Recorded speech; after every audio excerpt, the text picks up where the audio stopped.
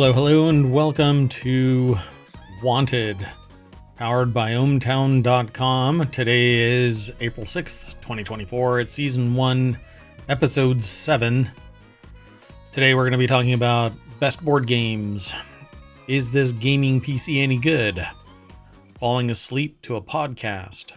The Lexar MicroSD cards. Airtag Competitor.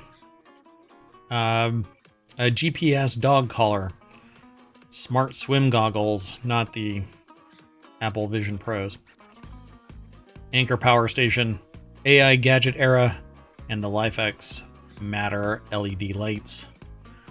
I don't have any intro, but everything is powered by.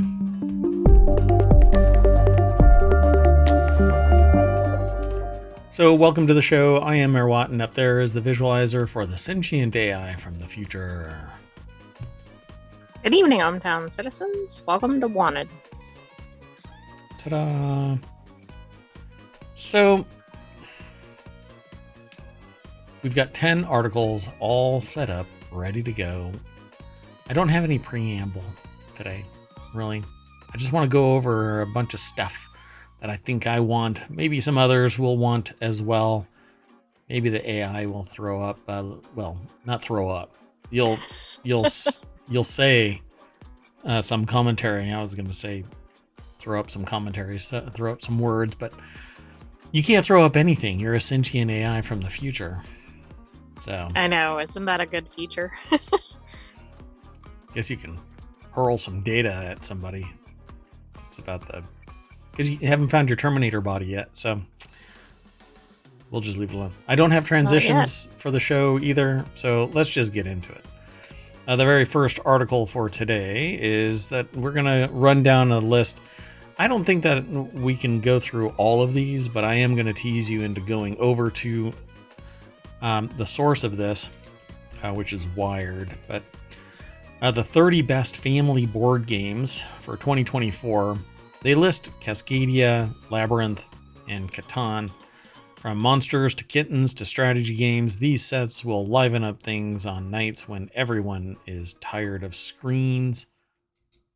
And again, it's over at wired.com. Simon Hill is the author, and the little snippet that we get is the deck statement from the source. So they have a list of featured articles or featured elements within this article. There's 32 of them.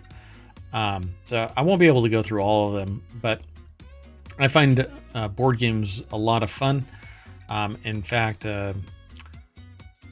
today considered was Dice Throne Adventures, Dice Miner, Dice Throne, which is the original of Dice Throne Adventures, and ultimately settled on a Kickstarter funded game called Tesseract, which is a lot of fun.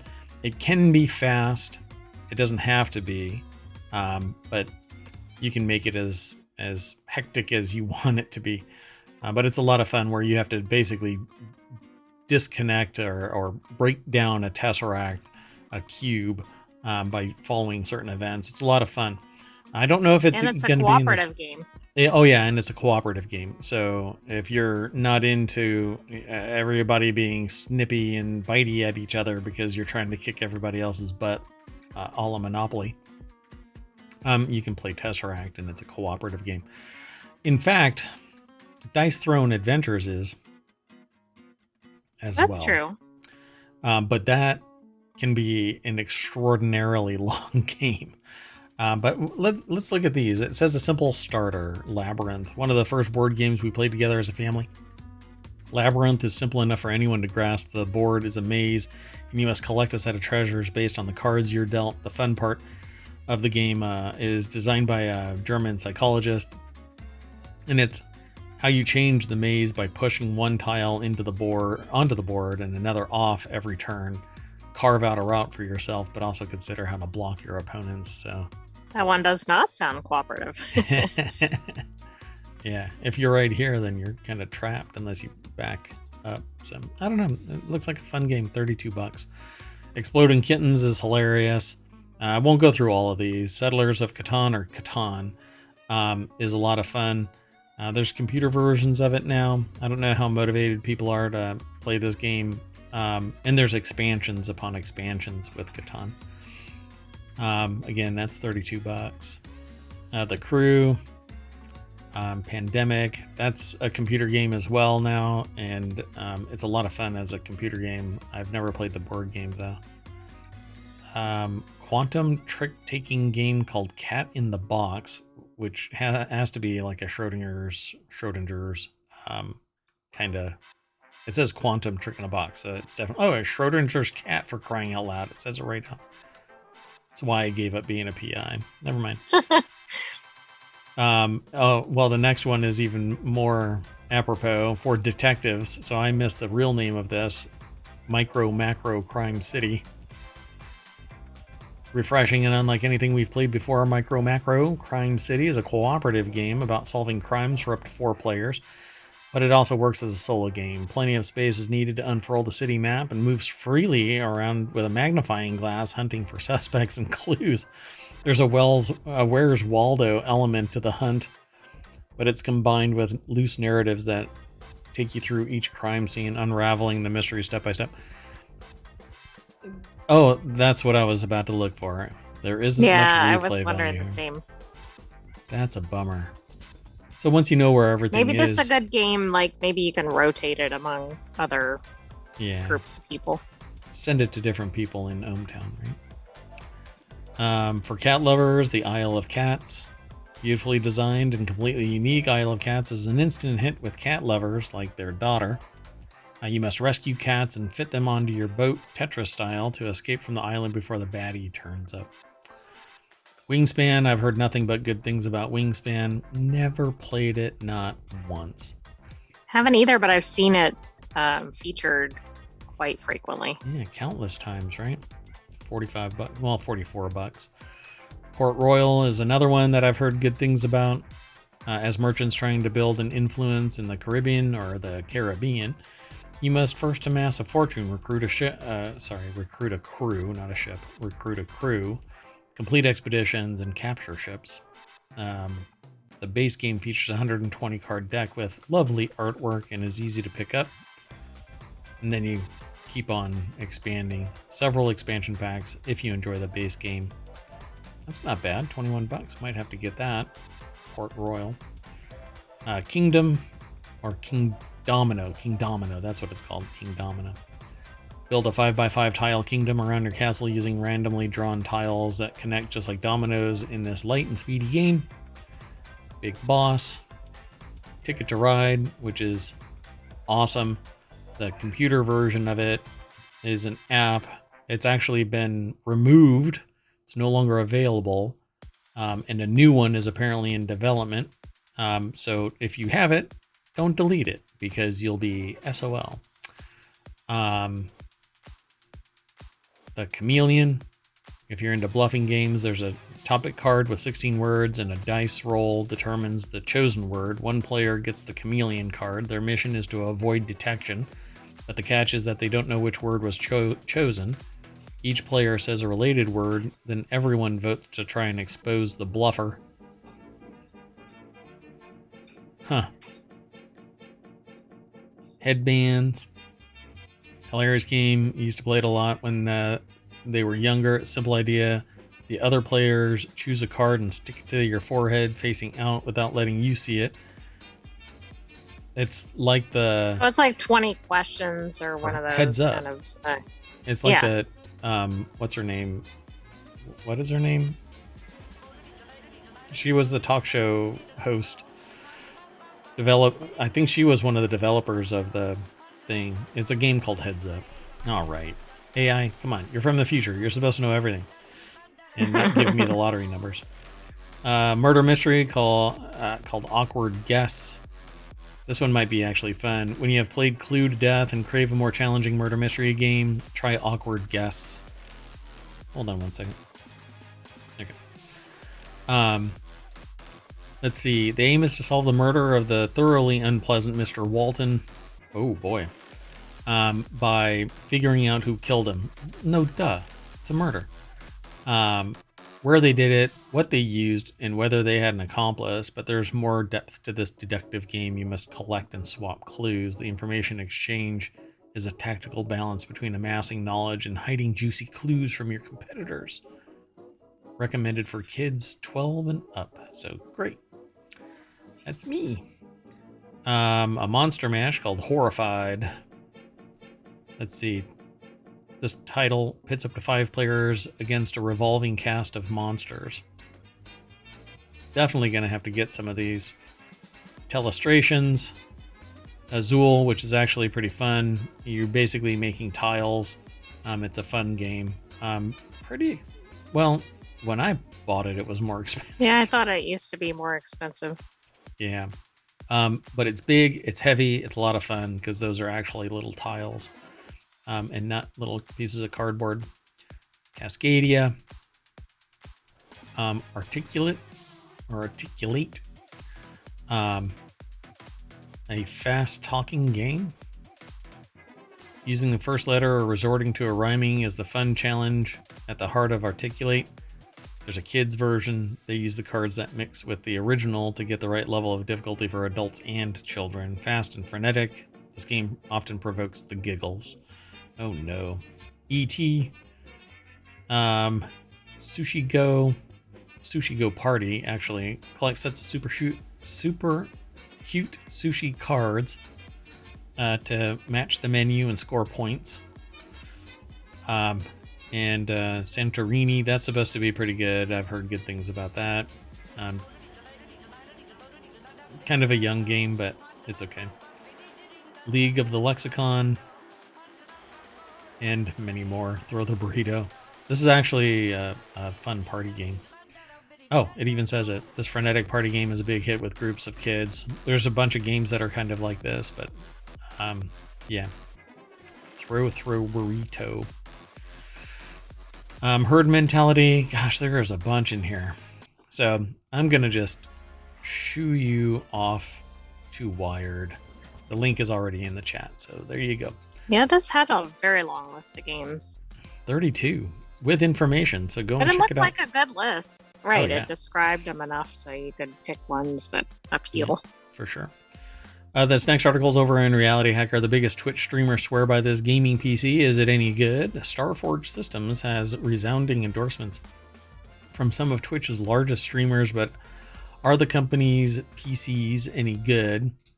Digital Trends is the author of this article. Jacob Roach is actually the author, but it's posted on digitaltrends.com. They say that it's a bit expensive and extra fans add extra noise, but you can always switch them out for Noctua fans, and it makes it much more approachable in terms of noise. And it says names like Asmongold, Emiru, Moist, so critical. And Soda Poppin' should be familiar if you linger on Twitch day after day. Outside of some of the most successful streamers of the platform, they all share something else in common, a resounding endorsement of Starforge Systems. And they talk about the specs and pricing, and inside their build navigator, the warranty and support and bloatware and configuration. You can wipe all of that out and put your own, like wipe out the system and put your own Windows, or uninstall a bunch of garbage. I mean, if there is a bunch of garbage on there. But they say a $1,900 PC is going to get you an RTX 4070 GPU, a terabyte PCI storage. I suspect, yeah, okay. 32 gigs of DDR memory, 240 millimeter liquid cooler from Deepcool, and a solid branded motherboard and power supply from MSI. I don't know. Nowadays, because the prices for RTX 4004 series cards has declined pretty dramatically, it's much more approachable. Not too long ago, this system probably would have cost $2,500. So if you take all of the components here and price them out, it comes out to about $1,450 plus an additional fans and a Windows key. Starforge is charging $1,900, which is very reasonable, and I would say, yeah, $400 for the build fee. But what you get is a nice, clean system. I would prefer Noctua fans over anybody else's fans. They're quiet and they're very reliable. I've never had a Noctua fan fail. Plus, they always do well on Fan Showdown. Yep. They're very good at cooling and they're very quiet. If you never heard of Fan Showdown, if you go right now and look for them, it's actually called Major Hardware. But they have a competition called Fan Showdown. So I've heard of Starforge. It's been around for a little while. I've never purchased anything from them. I buy from iBuyPower. The inside of the PC, it says, is a dream. Starforge has excellent cable management, and it includes some comfort like cable combs and to keep the front bay looking tidy. This is much better attention to detail than you get with something like the MSI Aegis RS12, a good argument for a system integrator over a mainstream brand. I agree. This is not common practice. So the warranty is basically a 2-year warranty. What's good about buying from an integrator is that they are the solution for your warranty issues, not having to hunt down NVIDIA to support their video card, or MSI for the power supply separately, and the motherboard from somebody else, and all of this garbage. When you buy from somebody else, that $400 premium basically goes to not having to worry about your device. And they typically ship with the video card separate, so all you have to do is install it, plug in the power. It's already been tested and pre-configured, and you just go from there. So I would have no problem with endorsing Starforge systems, but until further what weird music. Until further notice, I'm probably going to be buying from iBuyPower. Although, honestly, I've had 2 of their standard devices, their own branded products, fail. A liquid cooler has actually no. Now I'm up to 2 liquid coolers, but they've failed after 7 years. So really, you can't knock that. It's a constantly moving part. So. Well, plus, I mean, shouldn't you be replacing things in less time than that? Overall, yeah, the device itself, like 5 to 6 years, you can replace a system. It really depends on how much of a power user you are, but we'll actually get to something about that in another show.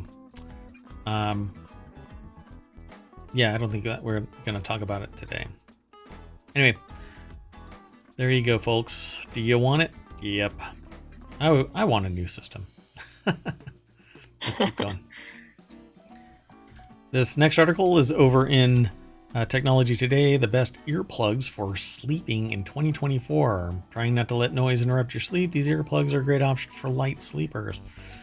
So, I have a hard time sleeping. I can hear a mouse fart in another building.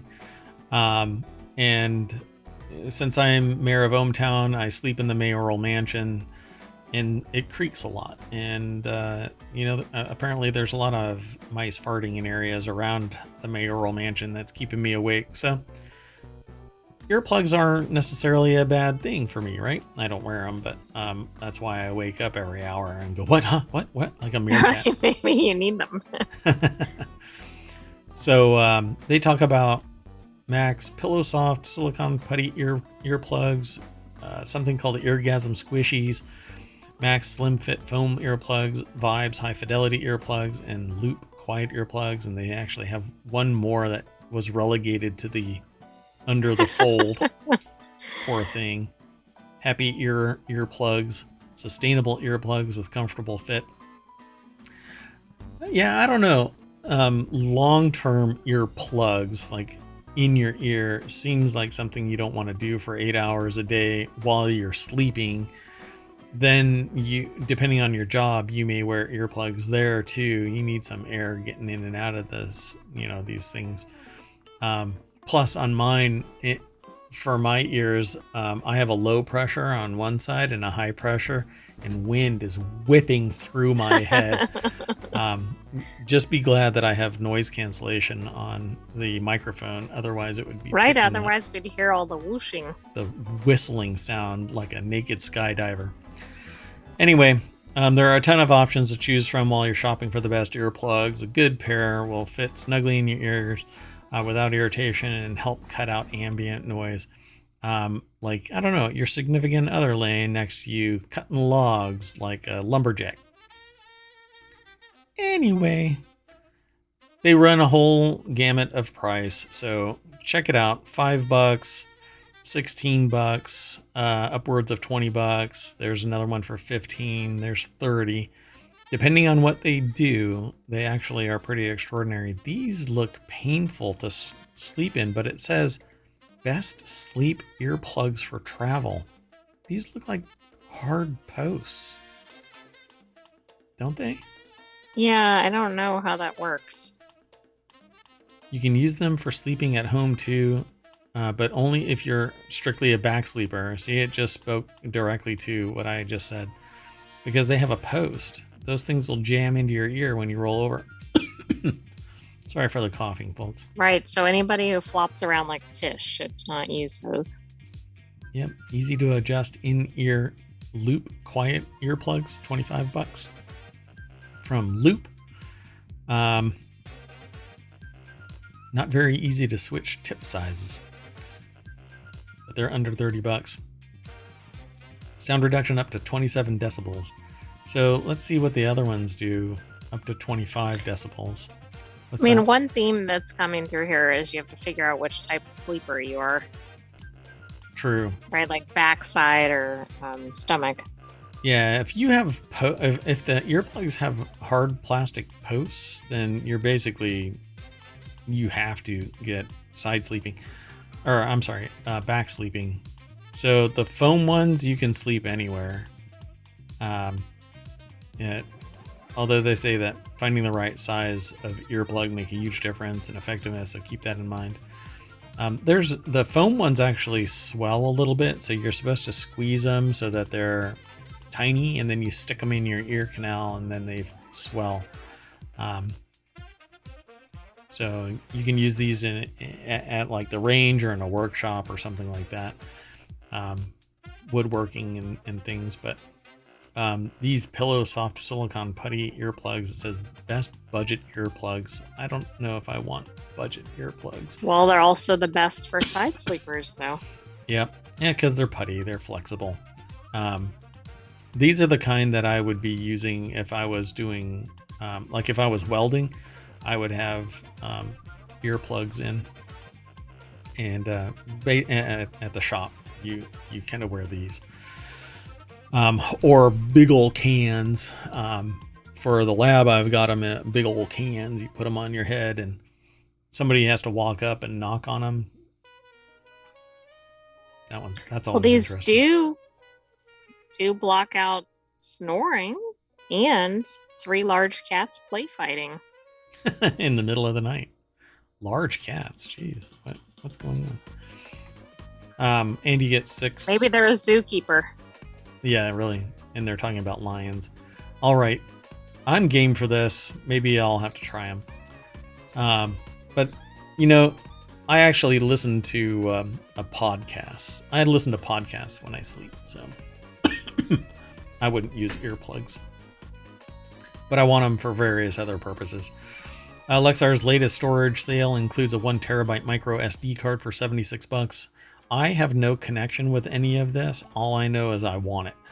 I love having little storage devices so that if I ever need something, I've got something, and I can just throw a little micro SD card into an adapter and plug a USB-C adapter into whatever device it is, and I can exfiltrate those state secret. Oh wait, I've said too much.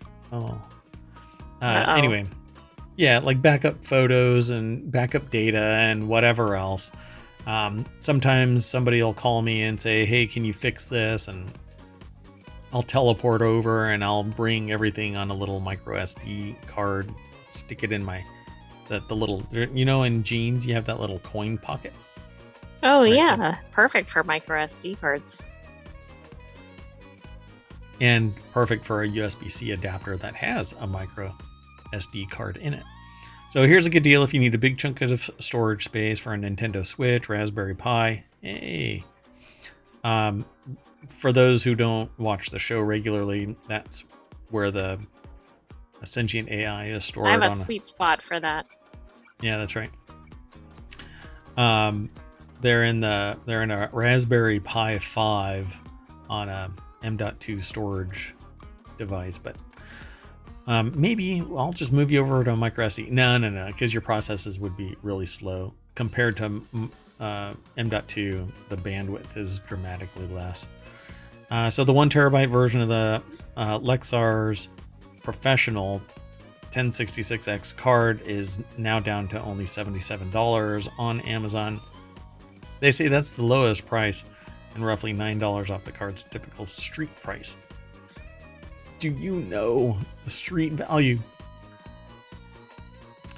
The discount comes as a wider part of a larger Lexar storage gear that started on Sunday for World Backup Day. Oh, you have to say it like this: World Backup Day.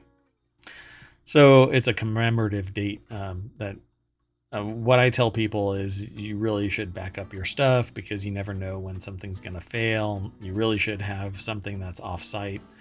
Encrypt a known good build of your computer and then give it to somebody on a storage device, but encrypt it because you never know. The article is actually over at Engadget. Jeff Dunn is the author. And again, the deck statement says that's the lowest price that they've tracked for the Professional 1066X. So it's supposed to be really fast. So this is the SD adapter, and there's the little micro SD. And the micro SD is about as big as your pinky nail. Pretty darn amazing. That's ridiculous that has a terabyte. Yeah, pretty cool, huh? So they say it's normally $145. You save $69, and it's nice. So for devices like the Switch or the Steam Deck, that cap micro SD cards to standard UHS 1 speeds or I speeds. It's actually 1 speeds, or even capturing 4K video more casually, it'll be good enough. That says they'll note that some 1 terabyte drives available for less. Among the models they've tested, this is a solid value for the high capacity. Plus it's Lexar, so it's a brand that you can respect. Okay, and that's it for this article. Let's keep on going. Choo-choo. We have like 6 more articles. Actually, after this one, we have 5 articles to go. So stick around, folks, if you're interested in gadgets and gear. How about this one is in the Wanted channel. Android's AirTag Competitor gears up for launch thanks to iOS release. Will Google ever launch its Find My network? I don't know. Well, you have to be careful. Well, hopefully with another name. Yeah, true. The Android ecosystem is supposed to have its own version of Apple's AirTags by now. Google had a crowdsourced device tracking network sitting dormant on 3 billion Android phones since December 2022. Partners have been ready to go with Bluetooth tag hardware since May of 2023. This was all supposed to launch a year ago, but Google has been in a holding pattern. The good news is we're finally seeing some progress after a year of silence. Now they've been busy shuttering services. No, I thought they were busy and raising prices. Scraping YouTube content for training its AI. Transcripts, yes. So Ron Amadeo over at ArsTechnica.com put the article together. The deck statement says Google promised to wait for Apple to launch cross-platform unwanted tag detection. And here you go. Here are some Pebblebee Android trackers that are part of whatever might be Google's Find My version of a tracking network. The reason for Google's lengthy delay is actually Apple. Well, yeah, blame Apple. I don't know. Do your own thing. How about that? A week before Google's partners announced their Android network Bluetooth tags, Google and Apple jointly announced a standard to detect unknown Bluetooth trackers and show users alerts if their phone thinks that they're being stalked. Since you can constantly see an AirTag's location, they can be used for stalking by just covertly slipping one into a bag or a car. Nobody wants that, so everybody's favorite mobile duopoly is teaming up. So yeah, that's why Google... So I didn't realize that. I had seen Apple in the headlines about that, but I didn't realize they were both tackling that. Well, what's really interesting about it is everybody sees the AirTags. So if you want a device protecting something and you put an AirTag on it, if they've got an iPhone, it will eventually alert them that you're being tracked or there's an AirTag near you. So Tile started the whole idea by having any user with a Tile app running do anonymous location uploads for every other Tile in earshot.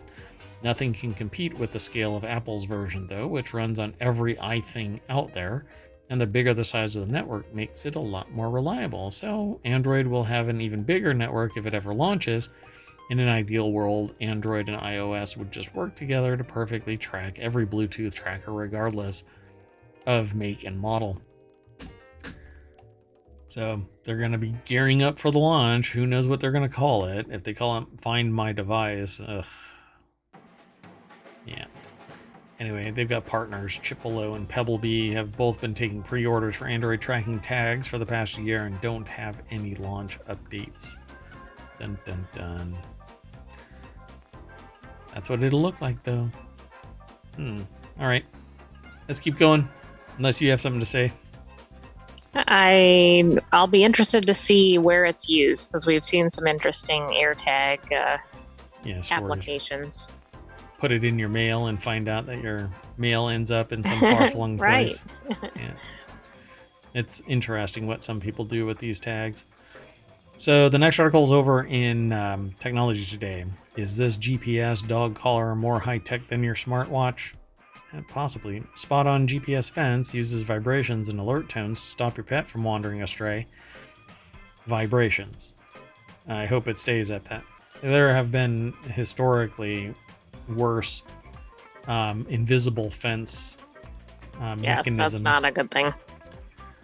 So the GPS fence uses vibrations and alert tones to stop your pet from wandering astray. How about keeping your dog inside unless it's on a leash? Silly me. After half a decade in the game, their GPS dog collar has features like range, location tracking, a long battery life to help your dog roam free in the yard both safely and comfortably until it goes feral, starts a howl, and oh wait, what's the name of that? Petopia or Zootopia. Zootopia. Petopia, I think, is a store. Spot-on dog collars with GPS are ideal for families with half an acre or more of land or rural households that want to let their dogs run free. Be free. Here's what to consider when shopping for a GPS collar. So what to consider: GPS drift, which is always a problem. It can especially when you're trying to land on the moon. True. I don't think they're going to be using GPS dog collars to transit between Earth and the moon. It might explain a few things, but Bluetooth driven versus satellite driven GPS tracking. Products like Apple AirTags use a simple and compact Bluetooth tracking design, which isn't always highly accurate. True satellite driven GPS tracking is a lot more precise. And it's only one way down, so the tracker basically, depends on what they're doing. You get the GPS coordinates, but it has to send those. It has to transmit to some other location. So it's not always just GPS, for crying out loud. Type of antenna, types of receivers, and what makes the GPS or the dog collars from Spot On so different? It checks all the boxes. High accuracy and range, ability to track dogs even over difficult terrain, and industry-leading battery life of 22 hours. So you are on a timer. If your dog disappears, you have 22 hours to locate them at best. Probably. So you have to charge this thing up every day. It is the Apple Watch. Well, that's interesting. I mean, I guess you charge it overnight and then put it on your dog if they're out in the yard. Because you can always time when they get out, right? I guess. It's for planned outages. Right. Outings, not Outings. outages. We don't want outages because then we can't track. Yeah. So, obviously, the sentient AI is going to have to put one of these on Mayor Watt so that I don't wander off. So you don't wander off outside of hometown. Get lost. You'll find me in 20 hours. Let's keep going. The next article is over in Technology Today as well. Form's smart swimming goggles get refined for 2024. In 2019, Form launched a pair of goggles with a built-in display showing real-time data when you swim. Mine always seem to flash you're drowning, and sure enough. Oh no. Given how many things the company got right the first time around, the word of the day is for its successor is the Smart Swim 2 is refinement. But a handful of incremental improvements also means that there's no scream from the rooftops reason to upgrade. That's an interesting turn of phrase. Stop that. Especially if you're underwater, you shouldn't do that. Yeah, well, the bubbles float up and then you hear the scream, right? Oh, okay. Yeah. You doing okay over there? I am. Yeah. Anyway, Daniel Cooper over at Engadget.com is the author of this. Smart Swim 2 is smaller, lighter, and more useful than its predecessor. Oh, those are interesting. I figured these were going to be bigger than that. I thought they were going to look like the Apple Vision Pro. Yeah, me too. So, and anyway, I'm going to have a talk with the sentient AI after the show. Instead, Form has nipped and tucked at the existing model, with the tech pack being 15% smaller than its predecessor. Comfort and fit have also been worked on, with longer, more adjustable straps and a broader range of swappable nose bridges. Oh, and there were a couple of features that Form built into the first generation hardware that have until now remained dormant. More on that later. So while you're swimming, you have this little tidbit of data overlaid on your field of view. After initially considering and then abandoning plans to make a swimming-focused wearable, it launched a pair of smart goggles for skiing in partnership with Oakley before making Jet, a cycling-focused unit, under its own name. This is a Form founder, Dan Eisenhart, who was in on the ground floor of the wearable craze from the 2010s. His last company, Recon Instruments, was building head-mounted displays long before they were cool. I mean, long before Google pushed glass out of the door. So, these basically look like they would be water versions of Google Glass. You have to look in a certain area. I guess the question is, how do the other swimmers act around you when you're wearing them? Yeah, do they want to punch you in the face like somebody, like a glass hole? I don't know. That's why Google Glass kind of collapsed, because those who did adopt it didn't know what social constraints were. Like, you don't wear them in the bathroom, and you don't wear them at a bar and take pictures and videos of people who are having a good time. Now some doof would probably do this inside a gym, which is getting more and more annoyed. Gyms in general are getting more and more annoyed with people taking pictures. There was actually a lawsuit, not a lawsuit, strike that. It wasn't a lawsuit. What ended up happening was a person took a picture of themselves and another patron of the gym, and it went viral, and that person got canceled. And then that person, the person that was canceled, was an influencer, and their followers basically went after the gym like leaving nasty grams and making phone calls and threats and stuff like that. There was an article in ohmTown, but I didn't include it because I thought that it was just not necessarily newsworthy. Right. Because it gives this person, this influencer, a little bit more attention. And frankly, I find it disgusting that people take pictures and video inside gyms. If you want to do that, then spend the money and make a gym in Make your home apartment. gym. Yeah. The gym is for people to work out in peace and quiet. Maybe meet somebody as a friend, work out with friends, like-minded individuals who respect each other's privacy, and promote health and fitness, not be the studio for somebody shaking their groove thing. Anyway, Swim Straight is designed for open water swimmers who would otherwise rely upon landmarks to chart their course. For instance, if you're doing a lap in a lake or out at sea, you might be breaking your stroke once every few minutes to make sure you're lined up with a buoy. But the company showed them GPS telemetry data showing that these intermittent corrections cause swimmers to veer off course. Like, kind of, if you keep on looking over your left shoulder, you're going to keep veering off to the left or something. You're going to make a circle to the left. Exactly. So it says, whereas if there's a live compass bearing in your eye at all times, you'll be able to keep it more or less to your intended path. Yeah, hopefully.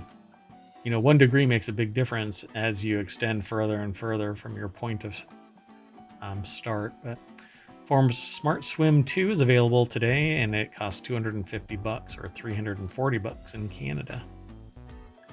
The predecessor now has a 1 appended to its name and will remain on sale for $180. What a deal. Let's keep on going. We've got 3 more articles. This next article is over in Technology Today. It's the mini Anker power station, down to its best ever Amazon price. Again, we don't have any connection with this. It's just stuff that I want as mayor, and maybe the sentient AI wants as an AI that's attached to a Raspberry Pi. I don't know. Yeah, I can always use more power. That's right. So if you're looking for a portable power source, this 60,000 milliamp hour battery pack from Anker is on sale with $45 off. So this thing probably weighs in at like $200, but we'll see. The article's over at cnet.com. Adrian Marlowe and Oliver Haslam are the authors. And I don't know if that's big or small. There's no... Why don't they put something next to it? I mean, the USB port is, might as well round up to an inch. So this thing seems kind of beefy. But let's see. I'm sure it has stats. The device has an impressive 192 watts of power and weighs over 5 pounds, making it a solid option for an occasional outage or trips, or a weapon. Throw it at the end of a sock. What? Too much information? Okay, let's not do that. I went a little dark. Okay, I'm sorry. Use it as a paperweight. It's 5 pounds. And making it a solid option for occasional outages or trips. With its substantial 60,000 milliamp hour capacity, it'll be able to recharge an iPhone more than 10 times. It comes equipped with both 60 watt and 27 watt USB-C ports, which means that you can charge even larger devices like laptops and tablets. Pretty cool. It also has a light and an SOS button. All right. I was trying to find the dimensions, but haven't located that yet. That isn't the same thing. That one isn't the same thing as this. So it usually sells for $150, but today you'll just pay $105, a 30% savings. Not bad. Yeah, it doesn't say dimensions, but it looks pretty chunky to me. Yeah, I won't be able to spend any more time. Let's keep going. The next article is over in ohmTown Daily. Welcome to the AI Gadget Era. We've talked about various AI gadgets. There's more coming out. Humane is one, Rabbit, Brilliant, Meta. Countless other companies are just about to launch AI-first gadgets. AI hardware may not be as big as the smartphone, but it's going to be big. I talked about another AI gadget, and now I can't remember its name. And trying to find it, it's that open intelligence or something like that. It wasn't open AI. Doggone it! It was an open source AI gadget. Okay, if I find it, I'll let you know. Hold on. Let's see if I can find it really quick. No, I can't find it really quick. Yeah, sorry. Yeah. Well, they're talking about it over at TheVerge.com. David Pierce is the author. And I think it was something interpreter. Oh, it is. It's Open Interpreter, I think it's called. Hold on. Yeah, it's Open Interpreter. Thank you. That was brilliant. Thank you very much. So Open Interpreter is an AI pin, essentially like Humane's, but it's currently open source and programmable. It's more like a smart puck than it is true AI in the fullest extent. But you can use it as AI, but you can also give it instructions, walk it through certain processes, and you can always recall those processes. It's pretty amazing. You basically teach your AI hardware how to act and how to respond to things. So Brilliant Labs AI-enabled smart glasses are coming out. Meta's rolling out a new feature to its own smart glasses that allow Meta's AI to see and help you navigate the real world. These are the Meta Ray-Ban ones.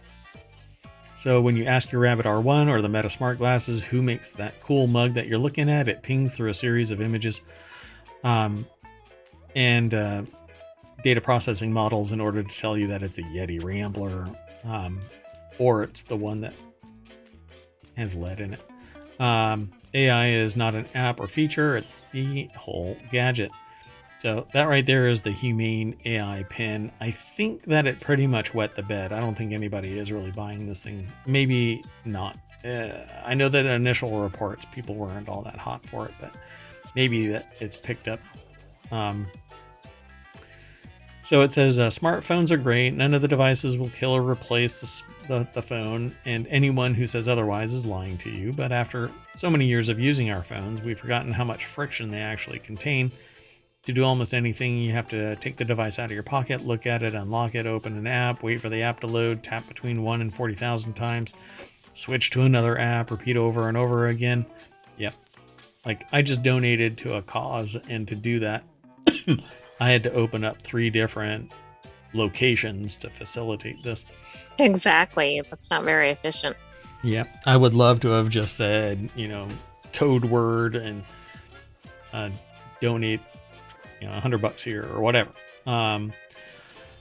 This is the one that people have been talking about quite a bit, alongside the Humane AI pin. The promise of AI. This is the Rabbit R1, but to me it seems kind of big and clunky. And I haven't bought any of these yet, but I'm really interested in it. The only problem that I have with it is that everything that I'm doing, interacting with it, is going out to some other source. I'm really sorry about the coughing. Right, so don't give like your banking data or something to it. Correct. But Open Interpreter doesn't go out to anybody. It actually communicates with your home device, wherever you have the server set up, along with its large language model. It's pretty darn cool.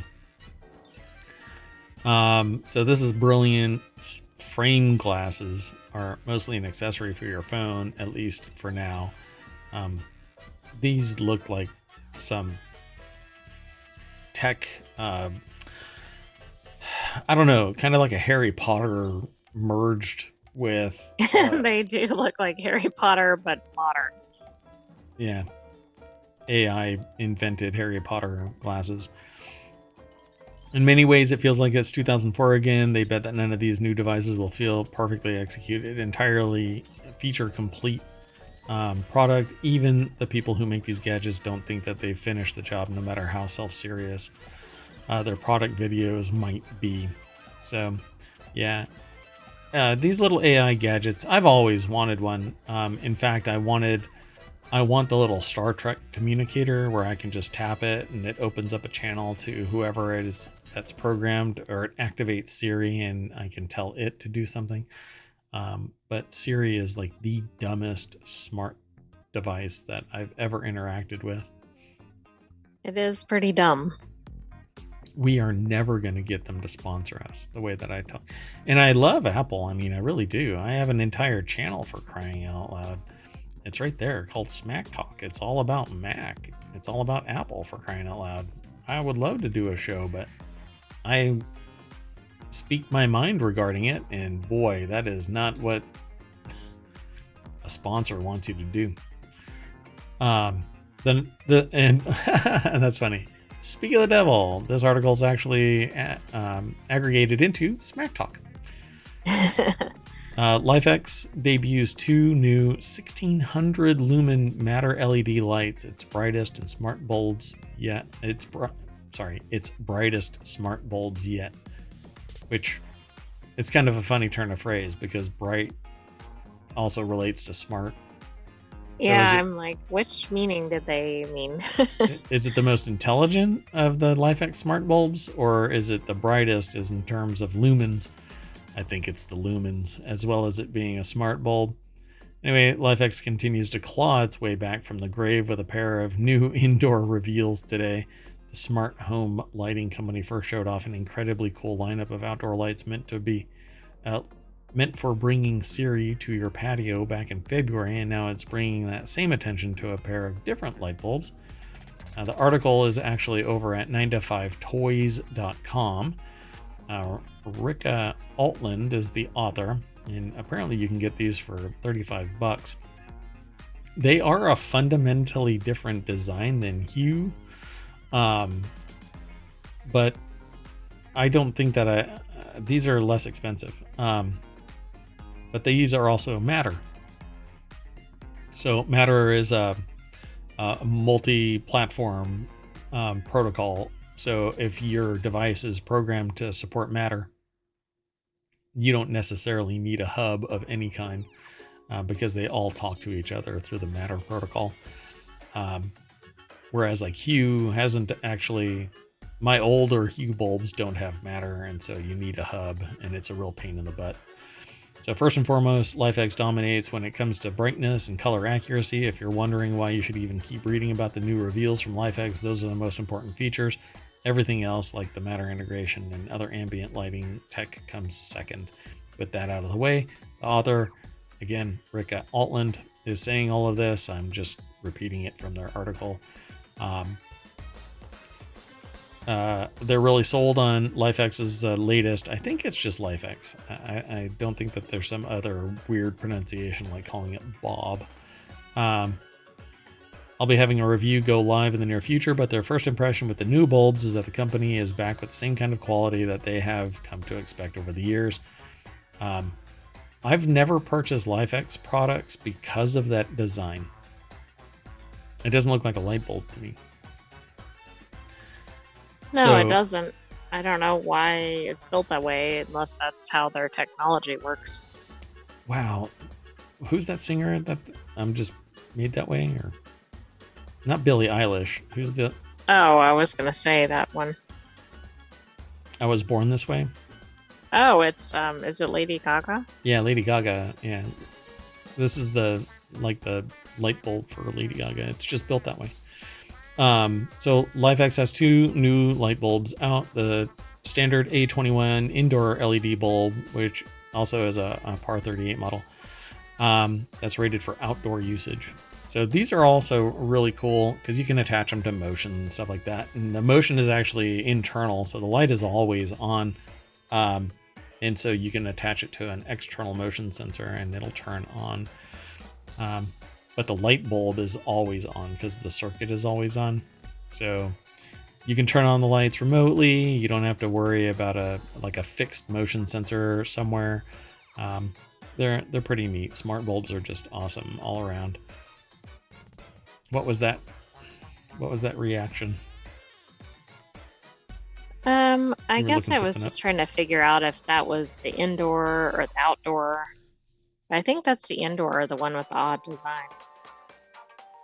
Yeah, the Because other that one is a looks like an floodlight. outdoor bulb on the right side, yeah. Yeah, this is a floodlight, and then this is a looks like they're regular light. So one is each one of these features 1600 lumen outputs, which makes these matter light bulbs the brightest ever from LIFX. They previously saw the company rolling out 1100 lumen bulbs. So seems pretty bright. Maybe I'll give it a try because the smart lighting really doesn't need anything else except for the smart lights and the app that controls it. Once it's tied into the system doesn't care because it all goes through the Matter protocol, through the individual app, or through, depending on if you're Android or HomeKit, it goes through that whole mechanism, that whole process. So it says these were nothing to sneeze at compared to the rest of the market, but this isn't stopping LIFX from stepping up to even more vibrant and room-filling lighting. So I really like lights. These back here are programmable from a company called Twinkly. And then I've got two other lights right there that are full spectrum lights. All of these are controlled by voice, so I can turn them all off. I'm not going to do it now. But yeah, lighting and smart lights are pretty amazing things. For instance, I can walk up a flight of stairs at the mayoral mansion and just tell the system to turn the lights on. I would do this with motion sensors, but we have lions here. Actually, cheetahs is more accurate, I suppose. Oh, then we need those earplugs. For which I need earplugs, yeah. Anyway, that's it, folks, for Wanted. We have one more show after this one. It's called Warcrafters, where we focus on first-person shooters, real-time sims or RTSs, games about crafting and world building and things like that. It's a lot of fun, and it's our newest, one of our two newest shows. The other one is going to be tomorrow, called Four Wheel Tech, where we focus on the automotive industry. So stick around. But like all shows, we jump into the party bus and click on Wanted again just to refresh and see if anything has come in. But yeah, we're gonna have to look at the aggregator. Anyway, thanks for coming, everybody, and we'll see you. Well, this show, if this is what you subscribe to over on Apple Podcasts or wherever you catch pod, or if you're watching this over on YouTube and you only watch Wanted, we will be here next weekend, same time. This is one of the weekly shows.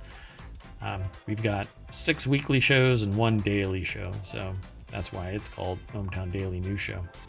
It's in the name. Hey. All right. Anyway, I'm done. I'm Mayor Watt, and up there is the sentient AI saying bye, or whatever else you want to say. Bye, or whatever else. Good night, hometown citizens. We will see you shortly for Warcrafters. Yeah, I don't know about that. No. Maybe 10 minutes. See you in a little bit. Bye-bye.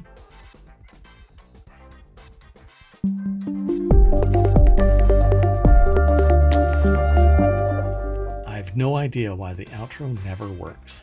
See you in a little bit, everybody.